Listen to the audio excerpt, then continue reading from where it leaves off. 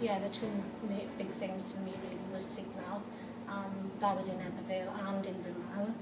One day I had one student stood outside texting their answer, so you know that isn't the point of what mobile is all about. So that was my main thing really, and the students thinking that it was disruptive in class. Not really. It did for me personally. One day I didn't have a signal in here. It wasn't a problem but receiving Sheila's text really. But that could be an issue. I suppose a signal would be the worst thing. If you didn't have any credit on a phone, perhaps.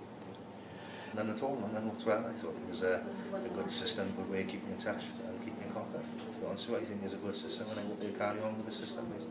I have to say in the early days they were better at responding to me than they are now. And I have found one of the issues is that they keep forgetting to use my code and leave a space. Only the fact that one or two students, although they have a mobile phone and can receive a message, won't respond to me because they've never got any credit. They're very hard up, they would say. Haven't got a landline because I try and text into a landline, and somebody else whose phone just wasn't working and wasn't replacing it. So I emailed the one person that I could, the other one didn't have an email either. So she just was out the loop really. No barriers at all, it's very simplistic, very easy to use. My texts are free on a contract, so I can send it back and forward as much as I need to really. I think there haven't been one or two problems. The only one is, I think, perhaps on Mary's mobile phone, when she sends a pound sign, it comes out as an A on some of the iPhones.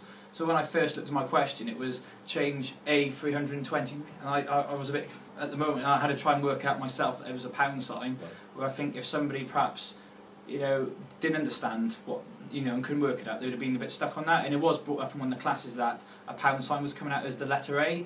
But I said, you know, once we acknowledge that in class, and further texts have come through with A in front of it, and I've known it's a pound sign. But for somebody who perhaps wouldn't be able to work that out, then it could possibly be a barrier. So I get unlimited texts within my contract that I'm on, so it's not a problem for me.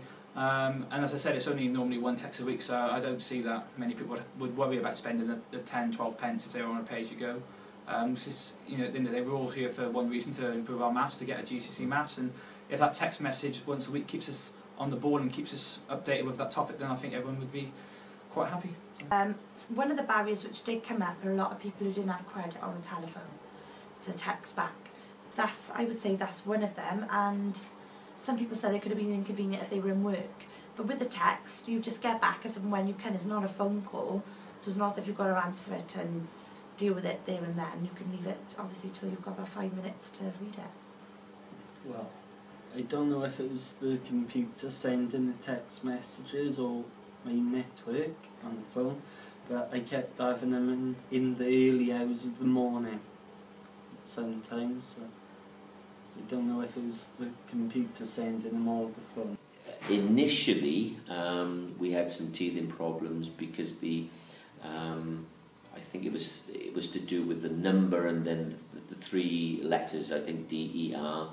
I think the students were omitting the first three letters of my Christian name, and so they were having problems actually responding. But once we'd ironed out that sort of glitch, then I found that they were receiving my messages, and then they were coming back to me without any problems at all.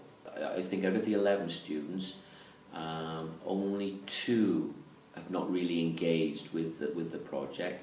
And one of those students, I think, probably due to family circumstance, and only one other student really hasn't engaged with the project fully, I would say. At the start, I was wondering, why do we have to the DER, and some of the message weren't going through at the start, so I'd answer questions and he wasn't getting it at his side, or it was going in later than what I've sent. But that's the only thing I was just wondering, like the DER, why do we have to put that at the start of the message to, you know, for him to be able to, sometimes you're texting and you don't automatically think, ooh, you know, you need to put DER because it's not a normal thing you do. I made a mistake a few times texting back and it wasn't received because I hadn't texted properly, but to put DER in front.